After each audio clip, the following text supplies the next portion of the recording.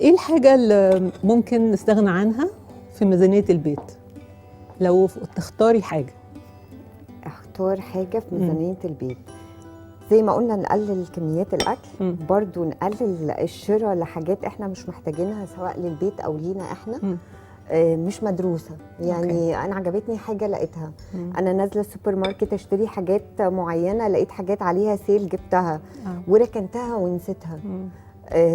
هل كتابة لستة قبل الواحد ما ينزل حلوة ويلتزم بيها؟ حلوة للي ما بيعرفش يلتزم بهو عايز ايه. ودلوقتي بقينا نكتب الليست اكتر على الموبايل علشان تبقى معانا ونبتدي ان احنا نبص عليها بشكل دوري. هو انا نازل عندي هدف اعمل ايه.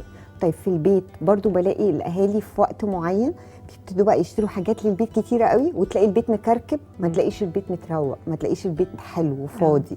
برضو دي حاجات اعتقد ان هي لازم تكون حتى اللي شاريها عنده فن وحاسب وعارف ان المكان ده فاضي محتاج يحطها فيه. اعتقد انه مهم جدا جدا جدا ان انا اقلل كميات.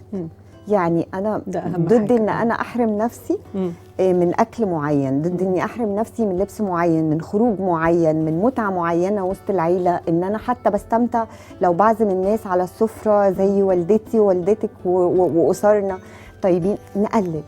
بدل ما نحط اصناف كتيره نحط صنف واحد، بدل ما نحط كميات كبيره نحط كميات اقل. الدنيا هتعيش واحنا مش هنحرم نفسنا. مظبوط. وفي حاجات بتتحط في الثلاجه كنا معودين ولادنا عليها في الساندوتشات بتاعه المدرسه وبتاع، ممكن ادور انا اعوضها بايه. يعني الشيفات الجامدين قوي بيقعدوا يقولوا لنا نعمل ايه واحنا بنتعلم منكم في الحته دي.